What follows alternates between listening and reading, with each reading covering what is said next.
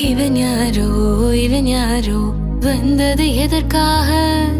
சிரிக்கின்றான் ரசிக்கின்றான் எனக்கே எனக்காக என்னாச்சு எனக்கே தெரியவில்லை என் மூச்சின் காய்ச்சல் குறையவில்லை அட என்ன இது